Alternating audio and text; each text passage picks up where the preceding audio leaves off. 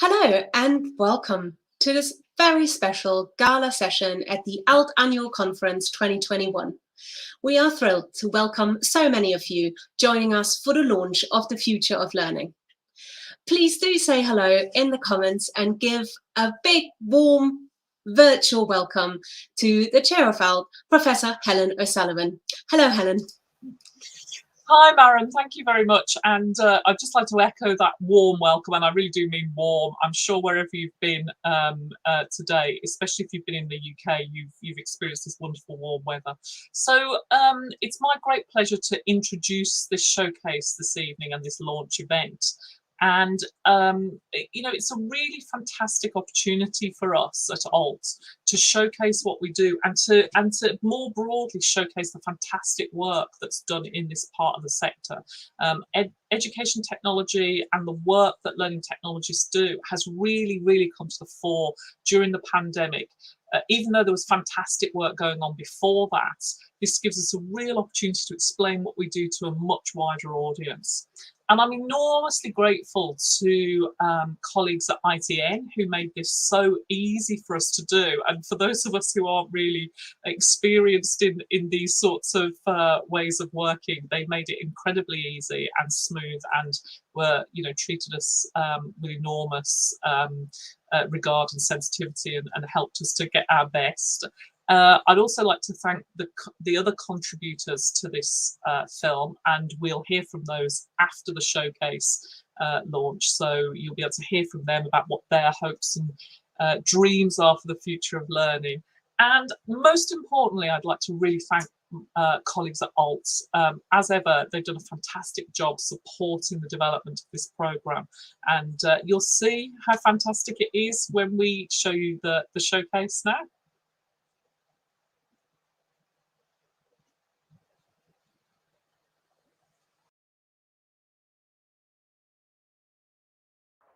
Hello and welcome to this special showcase of The Future of Learning, a programme from the Association for Learning Technology and ITN Productions.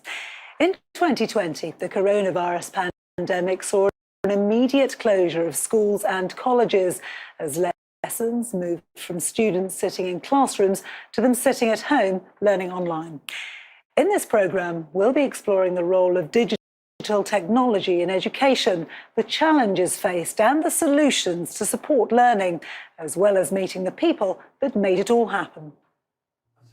Digital technology is helping to revolutionise the way in which we teach and learn. It provides us with an opportunity to give students really high quality learning resources, and also it gives them the opportunity to collaborate, communicate and learn wherever they find themselves. And while the COVID pandemic has brought its challenges, colleges and universities have embraced technology to reimagine how they can deliver lectures and lessons. And for me, that's one of the real silver linings of the pandemic, because academics and IT professionals, learning technologists are working seamlessly together now to improve the learning experience and the research experience for all. And online learning platforms like this one have helped redefine the classroom. In terms of education technology in the future, it will just be expected by students. There's no excuse really for them not to have access to their resources and their materials and it to be accessible for everybody. It really is just a case of having simple navigation for students and making it easy to learn. And that's really what we're aiming for with the platform. It's an easy user interface that connects teachers with their students.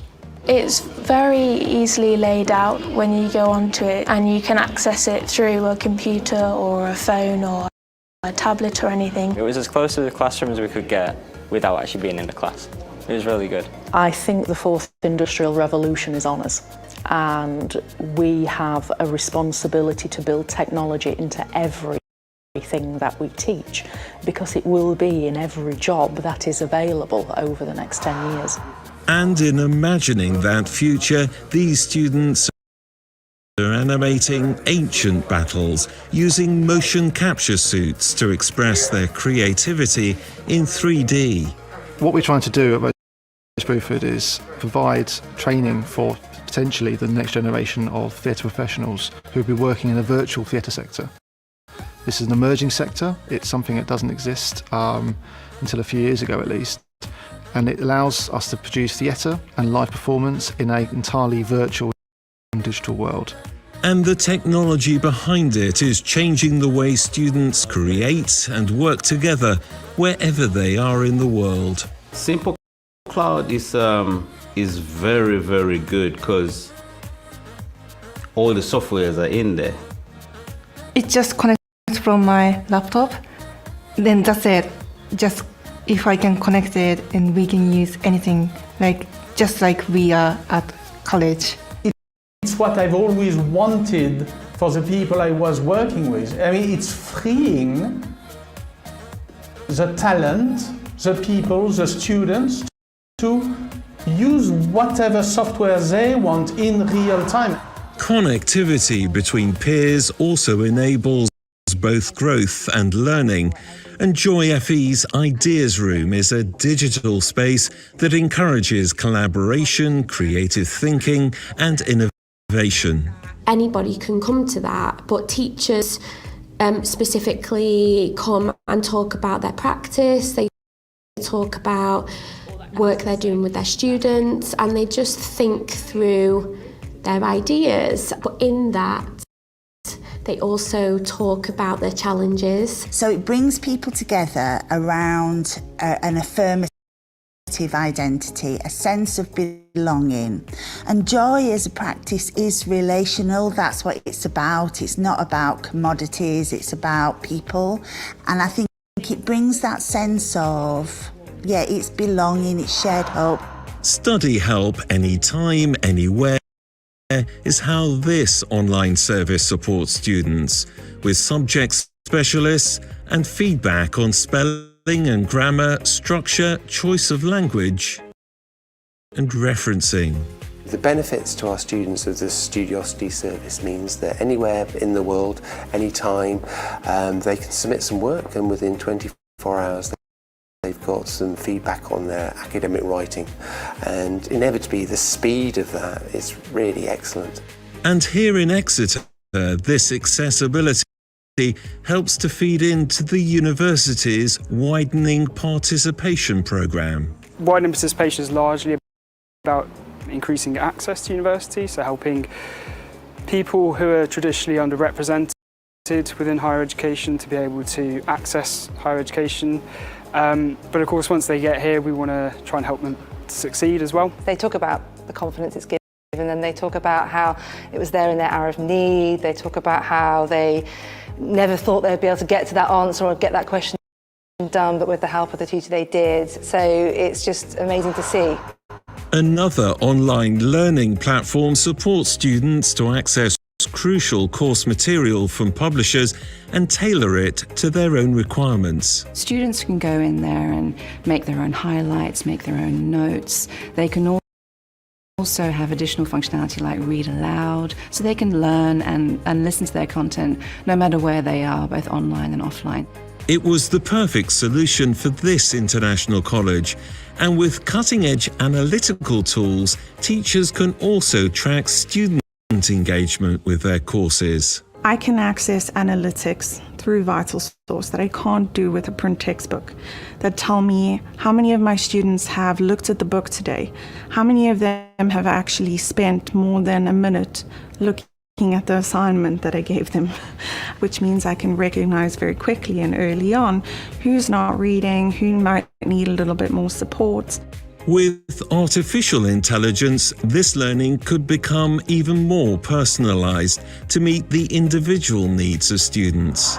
And the University of Law, their future academic model, also embraces technology to enhance a more positive learning experience for their students. What we're doing is we're making sure that the technology is at the centre of it, but it's actually student focused and allows the students to customise their access, but they're customise their engagement with others at the same time. Part of the model is the Digital Academy with its intensive one-to-one support. It enables students to understand their digital capabilities and facilitates deeper learning in readiness for the world of work.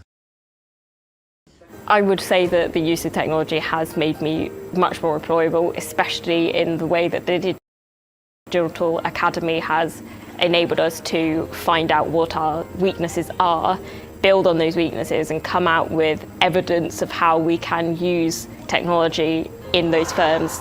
At the Olympic Park in East London, Staffordshire University London's Digital Institute is working with some of the biggest technology companies in the world to prepare students for the jobs of the future. Our course portfolio here is very much along the entertainment and digital technologies, so esports, computer games design, alongside cybersecurity, computer science. And we have a new portfolio coming on board: virtual production, immersive entertainment technologies, fintech and other professional technologies, artificial intelligence and data science. And with the COVID pandemic reshaping the way we learn and work, Staffordshire is aiming to become the leading digital university in the UK. Those companies that had good digital skills have thrived, been able to reinvent themselves and pivot quickly to a very changing marketplace. So for our students, making sure that they have strong digital skills is absolutely key. Good morning, good afternoon, good evening, wherever you are joining us. Studying while working can be a struggle, but professional organisations like the International Compliance Association are being supported in providing training for their members with this wraparound virtual classroom. The trainers love it. For them it's transformational, being able to read the room, to understand the level of energy and interest from the students. By being able to see them very, very clearly, life-size on these screens. And with interactive elements from breakout rooms to stats that show who's contributing, it's a truly immersive learning experience. I think it's key that you still have that engagement with your peers, not just with, with the teacher itself, but you know that you're in a classroom and active, engaging classroom. When someone asks a question, you want to hear that, you want to see who asked that question, you want to potentially like their question. Hi there, hi Rachel, hi Richard, how are you doing?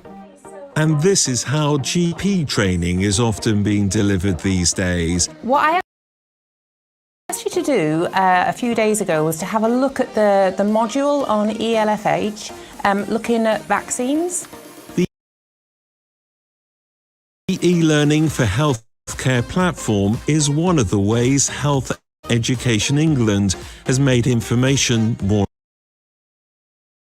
accessible and interactive. We're talking everything from e-learning delivered over the internet, through people's smartphones or over a laptop, or all the different ways of consuming that, to things like immersive technologies or extended reality technologies like virtual reality, all the way to things like mannequins for simulating how you might do some sort of procedure. Emma Hawksworth is a recently qualified speech and language therapist. Technology-enhanced learning has played a big part in her education, and she can also see the benefits for her patients. If a child had a submucous cleft palate, that would be something that you wouldn't encounter very often. So if there was a way of using VR to see that could be really helpful, because then you would know what you were looking out for in the future. And immersive technologies like these can also be deployed outside of traditional educational settings. These children at Edinburgh Zoo are learning more about conservation with both hands-on experience and the latest technology. You can tell kids about sort of deforestation and things, but nothing quite replaces using technology to see the forest as it was and then the forest cut down, and that sort of stark shock and actually feeling like you're there really increases the empathy which we need for conservation action. It's really fun because you get to do lots of really fun activities that you don't usually do when you go to the zoo and stuff. If you care about nature, it means nature keeps coming to life. It also brings learning to life, enhancing the opportunities to improve our understanding of the world around us. Thank you for watching The Future of Learning. We do hope you enjoyed this programme. All of our reports are now available to view on the ALT website. The details are on the screen now. From me and all of the team here, thank you so much for watching. Goodbye.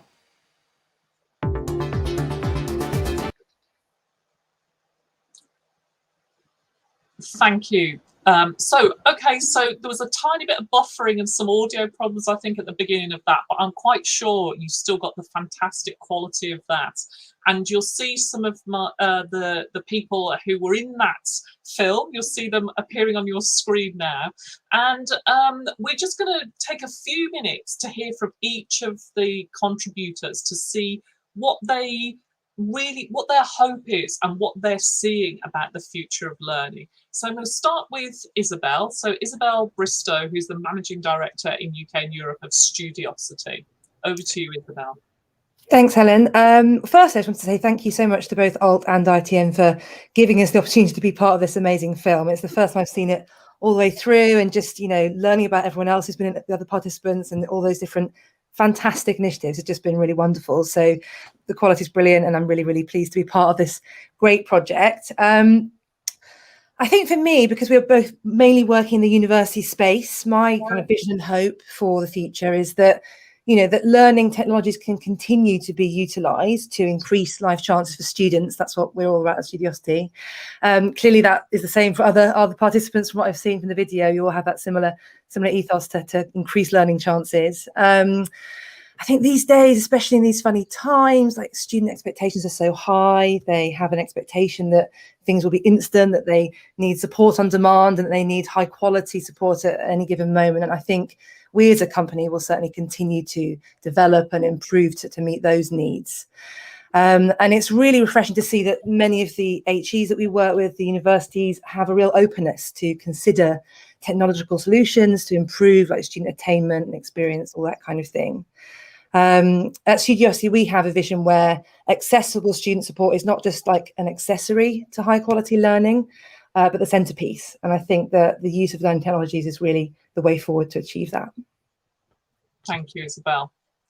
Okay, Matt, you're up next. So Matt Brindley Sadler is Director of Staffordshire University in London. So over to you, Matt.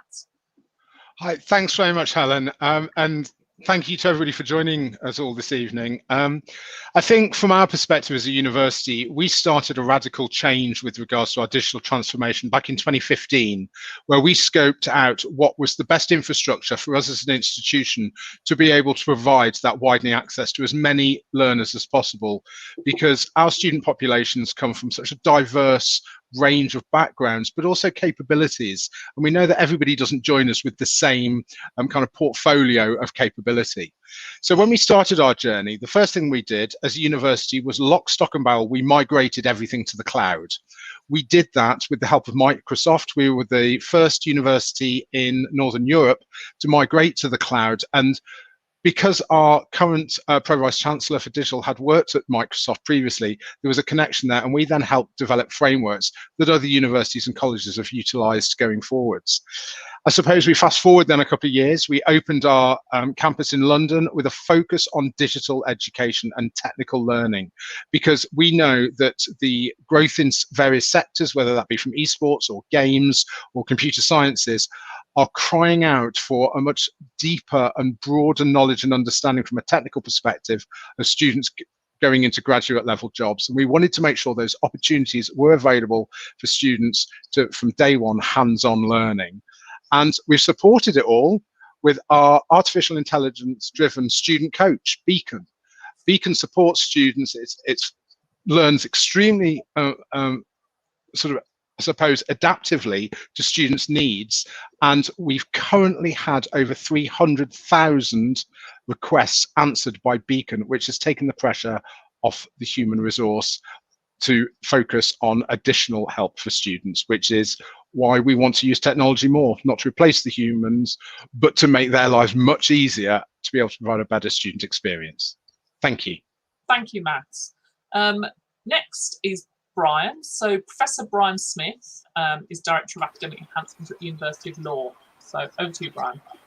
Thank you, and it's a pleasure to be here tonight with everybody, and thank you, ITN, and also Alt for allowing me to speak.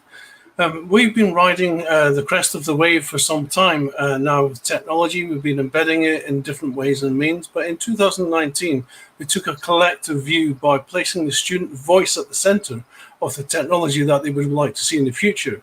And in particular, we start to look at what would the alpha generations of children coming through their education into higher education in the future, what they would expect. And we believe that they would not ask for technology because it's in their fabric. They'll be using it all the time. It's a way of life for them. So essentially what we're trying to move towards, and we hope for in the future, is a complete inclusive learning experience that does place the student at the center of it, that does look through the lenses of education, psychology, social, technology, and the student voice, ultimately creating a wonderful experience that education could be shared at any point in time with individuals, but equally through virtual reality, through all sorts of technology that you can think of. And that's going to help us as a university to address some of the changes that are happening in how solicitors qualify in the future. And we have taken huge steps forward in the way we use technology for them and for the future and for social justice in the UK as well as globally. Thank you, Brian. Next is Neil. So Dr. Neil Ralph, who is with Health Education England and is Head of Technology Enhanced Learning, Director of Innovation, Digital and Transformation. It's a good long title. He's also a consultant clinical psychologist and an honorary lecturer at UCL. Over to you, Neil. Thank you ever so much, Helen. It is wonderful to see the film come together, and it was a pleasure working with the Alt team and ITN to be part of it. Now, Helen, within the NHS, the pace of change in health and care education and training has been truly significant over the last 18 months, and it has really reinforced that technology has a significant role to play now and an increasing role to play going forward. Now, to make that as effective as possible and to have the greatest impact on patient care, ultimately, we need to make sure that our workforce continues to develop and be equipped with the right digital skills to make use of that technology. That's really is a significant factor for us, as it is for everybody else who's with us this afternoon.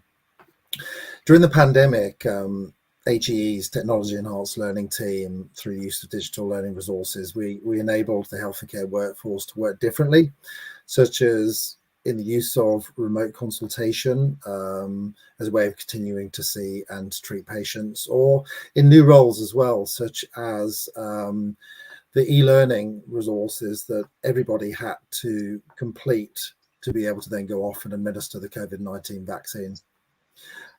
Now, we also had a range of other roles, such as more broadly, we helped support our educators to try to maintain and continue education and training, because the NHS is very much a learning environment for our training workforce, by helping them adapt to virtual delivery rather than the traditional face-to-face teaching that typically goes on within, for instance, the hospital environment. Now, looking to the future, our clinicians need to be supported to continue to evolve their skills in a world of increasing complexity. Now, what I mean by that in terms of healthcare is that, for instance, when we start to see widespread adoption of things like robotic surgery or the use of genomics, and that's all not that far away at all, we need to help enhance the way we achieve that education and training, and to do that consistently at its scale. So we're looking at the latest innovations of simulation and the use of immersive technologies, such as, again, virtual reality or mixed reality, etc., as well as how do we effectively continue to grow the integration of online learning, whether it's synchronous or asynchronous, in the way that we continue to train both new people coming in to work into health and care, but also, as I mentioned before, that continuous learning required for those that need to operate within, and as to how we continue to evolve the way we treat and look after patients and public. Thank you, Neil. Jonathan, over to you. So Jonathan Perry is the manager at client services at Instructure. Yeah, I just wanted to say thank you for inviting me to speak today, and for inviting me to be part of this whole process. You know, I work for Instructure, and we develop the learning platform Canvas, and so I've got the absolute privilege of working with so many educators across a wide spectrum of institutions, and within those institutions, obviously a lot of educators as well, who are delivering so many different sort of subjects and experiences for their students. And this film that we've been able to make, it gave me the opportunity to go and visit Grimsby Institute, who is a fantastic organisation, and it was a pleasure to go and meet some of their students as well and discuss the experiences that they've had through the pandemic, and how technology supported them. I think with the question around, you know, the future of learning and how we're sort of linking that to technology, you know, I sort of approach this question with looking at it from a people perspective rather than the technology which is linked to it. You know, the way we work at Instructure, we obviously roll out our technology, but we also support institutions, and that's where I have the best job in the world, because I work with educators and we're rolling out technology that makes the experience for students better. And I think throughout all of the videos that we've watched and all the conversations that we've had here, the focus on this has been about that experience for the students. And I think when we look at that, and with the situation that we've gone through recently, there's obviously different starting points in sort of the uses of the technology within the different institutions, and there's a lot of innovative things that have gone on. And then we've also seen teachers who maybe haven't been in that situation of using the technology extensively, where, you know, sort of COVID has actually acted as a catalyst for them to bring them on. So I think for me, what I'm hoping for in the future is that there's a time for reflection on this, that this isn't something that was seen just to solve the problem of COVID, that, you know, everything we've seen in this video, everything we've spoken about here is about either looking to improve an experience for students or to solve a problem, and to see how technology can support that. And so, you know, I'm excited by all the innovative things that we see, but I'm hoping as well there's this mindset for teachers to reflect on what they've been doing in the past couple of years. And, you know, the main goal of this is to provide that simple and easily accessible experience for students that continuously improves their learning experience. And that's never going to end, is it? And with the technology changing to the cloud software that we've spoken about, we're going to have to keep reviewing that. And I think the only way that will work, or what we have to do, is it's the partnership between everybody involved in here. And I think there's the partnership between the academics with the research into what's worked well in the use of the technology. I also think that then has the partnership with the teachers, and that then we need to bring in the education technology companies. But we need also the partnership between the education technology companies, because a lot of the things we've spoken about here and the simplicity, it requires a simple platform for students to access, where we can bring those different experiences really targeted at the individual students and the experience. So I'm hoping that, you know, the conversations, the events like this continue, and there's those continuing conversations between all the parties involved, and so that we can use these technologies together to make that experience better for the students. So that's my view. Thank you, Jonathan. So welcome, Alice. Next is Alice Juicer, who's the Managing Director for Europe, Middle East and Africa and Asia Pacific for Vital Source. You didn't know that last bit, did you? Yeah. Thank you, Helen, and thank you to everyone for being so. We're so delighted to be part of this initiative. It's been an excellent piece to be a part of. I think when we look at what our hopes are for the future. And it's really echoing a lot of the things that have already been said, but I think we do play a large part in terms of improving access to course materials, making it simple for students and instructors and institutions in procurement of course material, and then how do students quickly gain access to that content on day one, because we know that the sooner they can get into content and engage in content, the better their outcomes are going to be. And that really is something that I hope that now that we've normalized the blended learning, hybrid learning model, that we continue to see innovations around simplifying the access models. I also think that around engagement and analytics, I think AI and machine learning, I think, will play a bigger part in how we can deliver personalized learning and how we can really enhance those tools.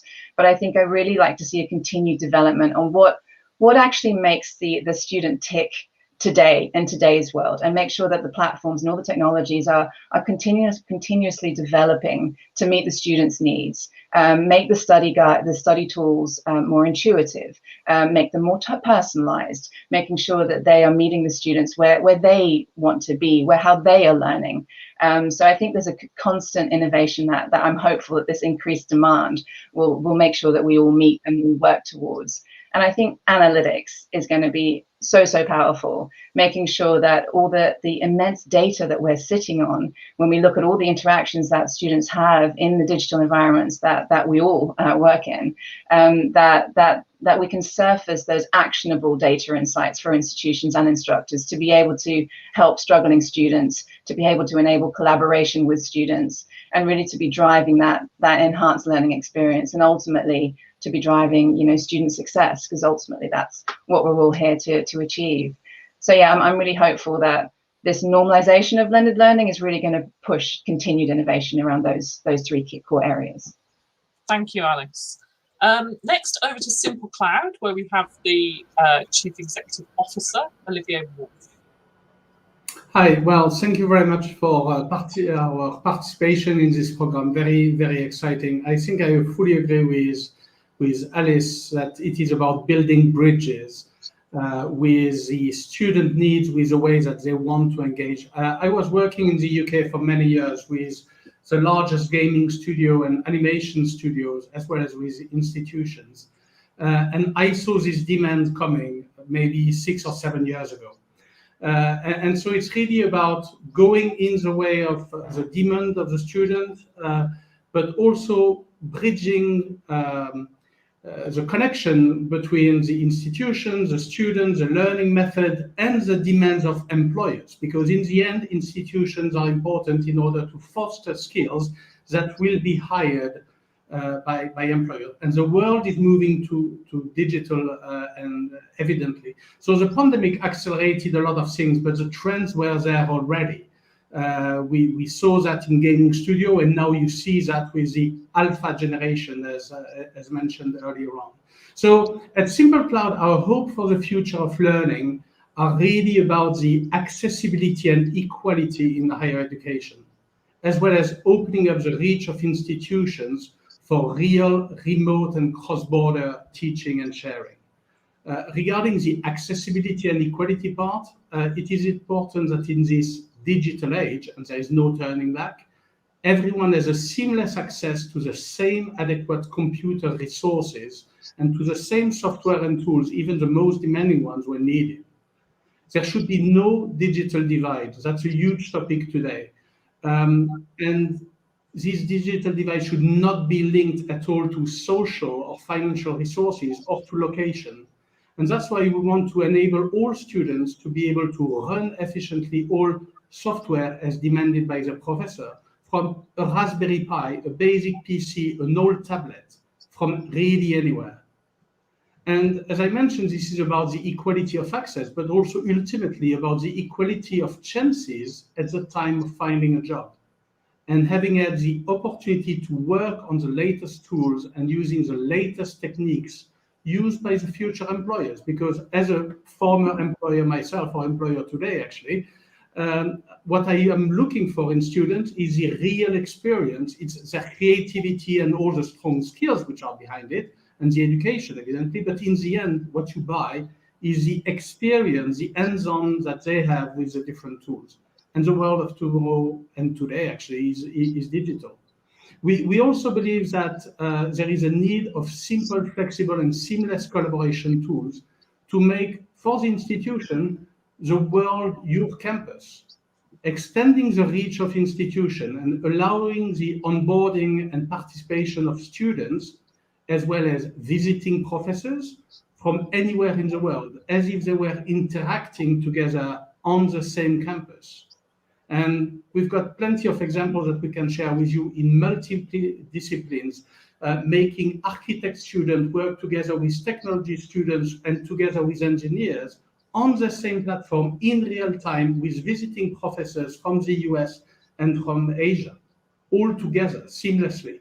And that's the same in design, art, VFX, animation, and all that. So at Simple Cloud, we really want to allow institutions continuous education to make their ad hoc courses go remote in actually less than an hour. It can be done in 15 minutes without having to use time of their IT staff. That's a big blocking point.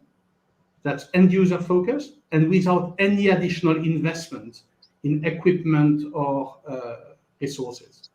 Thank you very much. Thank you. And last but not least, Damien. So Damien Keane is the Global Field Marketing Manager for Education for Barco. Over to you.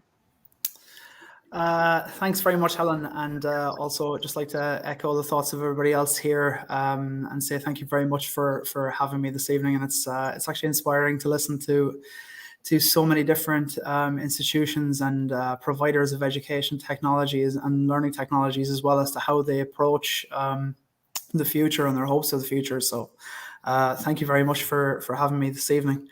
I think really like for ourselves, I think when we look at the future of learning technology, I think it's very important that we understand the concept of it and not really get lost in that particular buzzword. Because there is a lot of talk about adaptive learning technologies and needing to provide and facilitate learning technologies within institutions. But the important part is always to focus on the fact that technology functions to enable positive learning outcomes. And it will forever act as a facilitator to delivering an engaging experience for both the student and the teacher. So I think it's very, very important that not only educational institutions or any organization that facilitates education seeks to look for technologies that really suit their organization and that facilitates the best outcomes for both the people that are training people and both the student as well, because really that is what is key. And when we look at the past, I guess maybe year and a half, we've been looking at every single organization across the broadest spectrum of society, whether it's educational institutions, large corporates, small, medium businesses, government institutions, primary schools, you name it.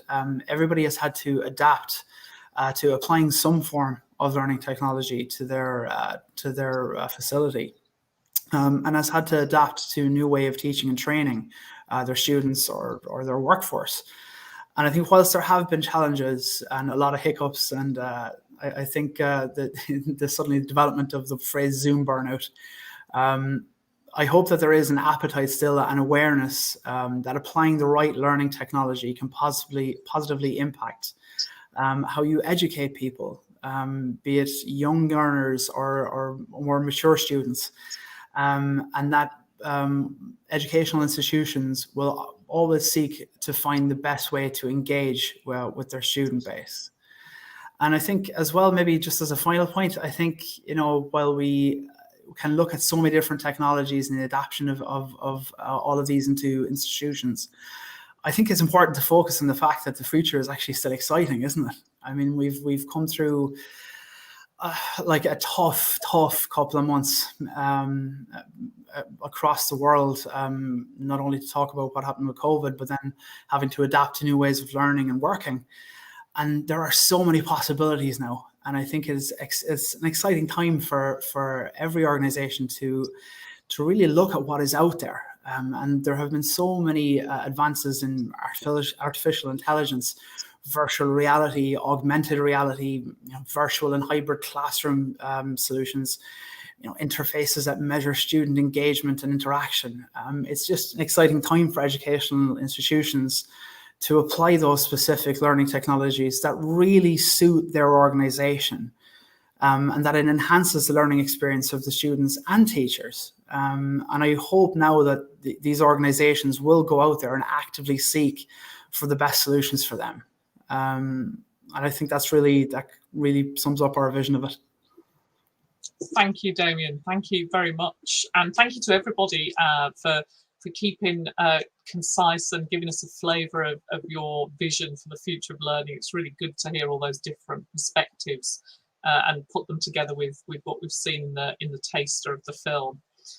We've probably got time for a couple of questions, and I know there have been some questions coming through Twitter and on the chat. So what I'm planning to do is probably just take 2 questions and ask the panel to give their responses to that. So, Maren, should I start with the Twitter question, or are you going to put one up? Oh, okay. So from Fazana Latif. So the question, you can see it there. As learning tech mainstream, how will the role of the learning technologists change, and what do we need to do to adapt? So who wants to start us off on that one? Maren, can you move the question out of the way? Is that all right? Okay, Matt, sorry, I couldn't see you. I could see you waving. Matt, yeah. That's okay. Of the wonders of collaborating online, it's the digital hand or the real one on the camera. Yeah, so this is something that we looked at as a university a while ago, because learning technologists do a lot more than just provide solutions from a technical perspective to enhance learning. Many of our learning technologists have enhanced their technical skill and capability and act more as mentors and guides and reassurance for the academic community to embrace technology in order to enrich students' learning.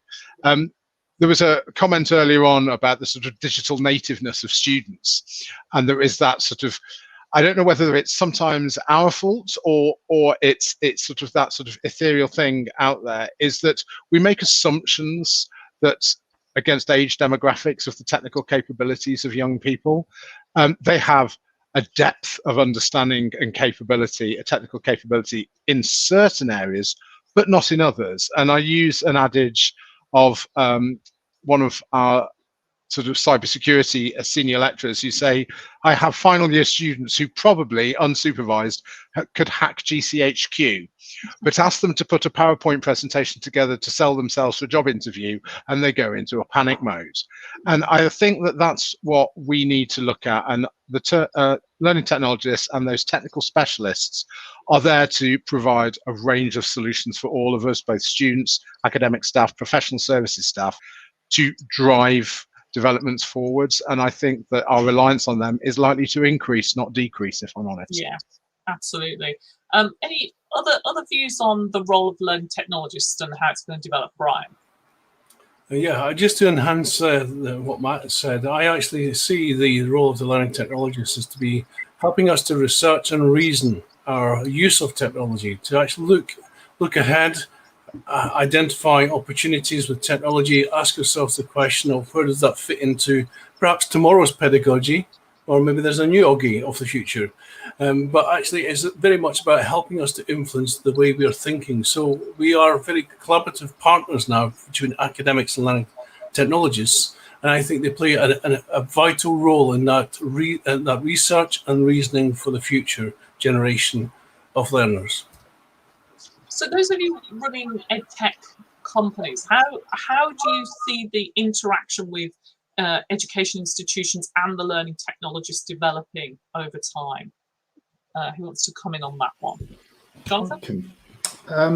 Yeah, I think we're seeing a change in terms of definitely around analytics and adoption data, that side of the sort of the learning platform. So the technologists that we're working with, I think it's that sort of evidence base, isn't it, in terms of the improvement. So there's a lot of conversations going on around the learning analytics. So I think for the education technologists, there's probably going to be deeper conversations around that, looking at the evidence, like we've already mentioned, from the data that's available, to try and, as we said, coach and support and put in place the technologies we've been talking about, where it's to enhance and it's improve what we're already doing. So I think to some extent we're talking about it changing, but is it a fundamental change? We're still, you know, the role of, I think, the educational technologist is to look at that sort of continuous improvement and support people through those improvements and changes.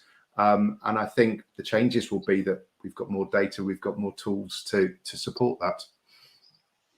Neil, what about learning design, and how does that work in design? You know, how do you work with learning technologists to develop that design of your programs when you were talking about sort of GP training, for example?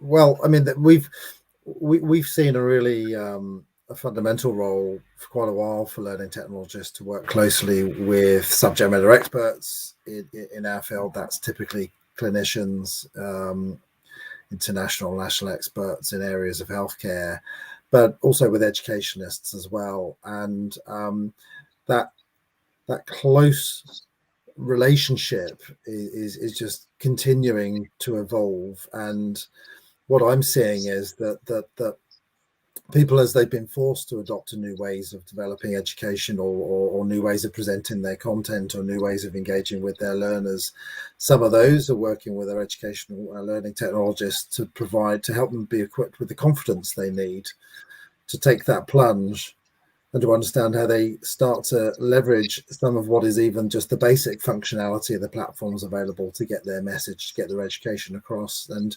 interestingly also, though, there's a really powerful role for learning technologists to work with those who are wanting to race ahead, so that they're not compromising that sort of educational effectiveness because they're getting slightly distracted by some very clever, exciting technologies. And how do they make sure they're making good investment decisions, where it's those that commission, or if they're making best use of the technologies, because it is a means to an end ultimately, isn't it?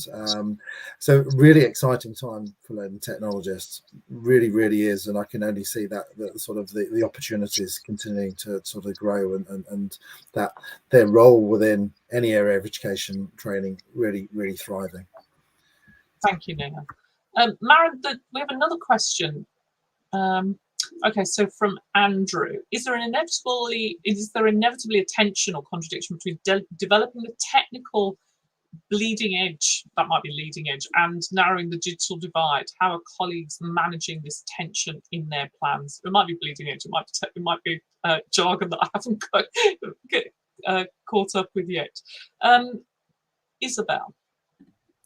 Sure, I think it's a really good question. It's really important to remember that not everyone has access to the same technologies. Not everyone has ability in the same way. But I think where possible, I think it's incredibly important to have that equity of access. It's really important to make things available by mobile phone, but not just any phone, but low-end mobile devices. It's important to make sure that platforms run on, perhaps computers or even internet bandwidths that aren't that great. And I think as long as we can find ways to do that, we can come as close as we can to keeping that equity of access and really and making that more available to people.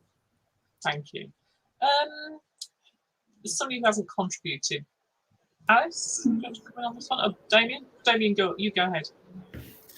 All right, actually, it is a very good question, and I think it actually does link a little bit. There are some parallels to be drawn with the question on learning technologists, because I think what we found working with a lot of learning technologists in the institutions that we work with worldwide is that they're very proactive now, and they're more vocal in speaking to providers of learning technologies and wanting to really shape these technologies to suiting their organization, to their method of teaching.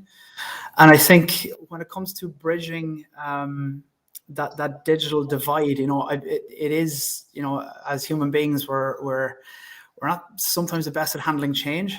And I think it is very much on the providers of learning technologies to be able to provide tech that really integrates seamlessly into what an educator is used to, and really providing the technology that can fit into the organization, so it doesn't upset the apple cart, so to speak.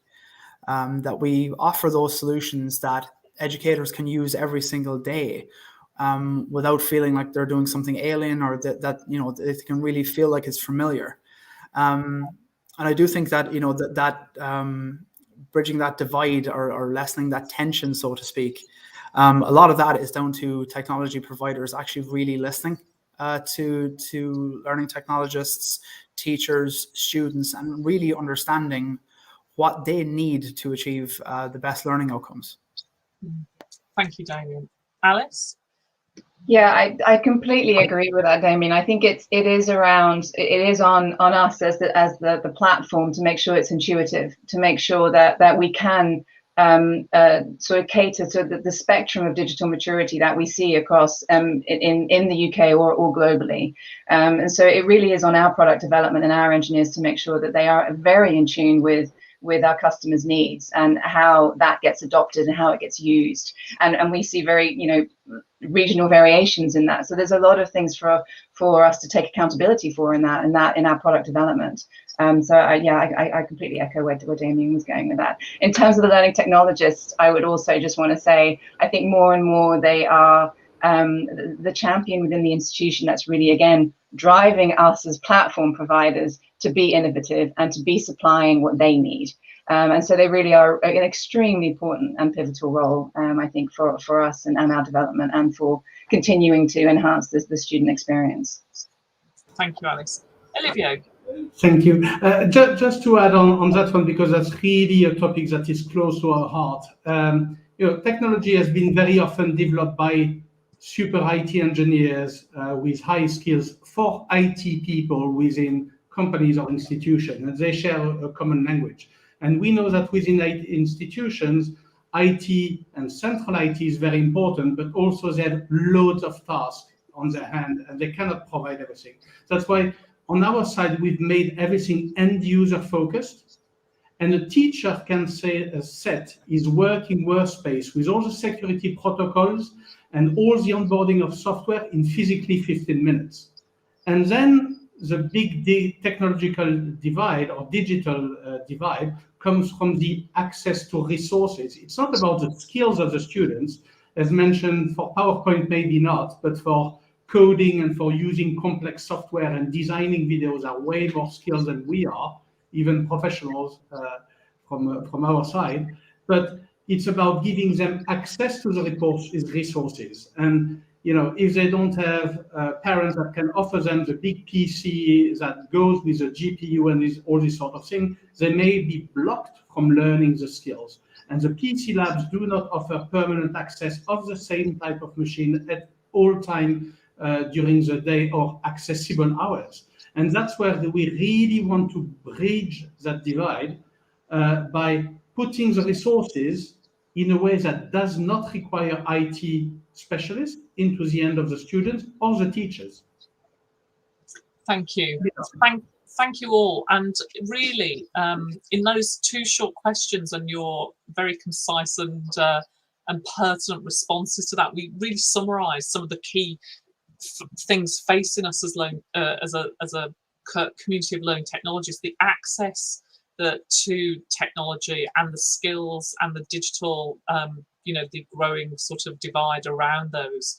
So that is critical, and the developing role of the learning technologists and how they are taking on more leadership in institutions, and how we can develop them to really grow in those roles and to provide almost like that third professional role between academics and professional services, where they're in the middle, they're helping with that learning design. So that's been a fantastic discussion. I really enjoyed that. I really enjoyed listening to what you've got to say. And I'm going to end by handing back to ALT's Chief Executive Officer, Mara Deepa. Thank you, Helen, and thank you, everybody. I'm so delighted that we've started a conversation that I think has been going on in the chat and on social media. And we hope very much that the Future of Learning programs and all the clips that are available now to you to view and share will help stimulate that conversation more widely across our sector. We really want to play a leading role in spreading the important work that learning technologists do and showcase the positive impact that can have, as well as exploring some of the trickier questions. So thank you again to everybody who's joined us today here at the panel. Thank you especially to our chair, Helen O'Sullivan, who's chaired us this evening. Thank you to all of our listeners and to the colleagues at ITN Productions who've helped make this collaboration work. To all of you, please do watch the films and hopefully continue that conversation of the future of learning.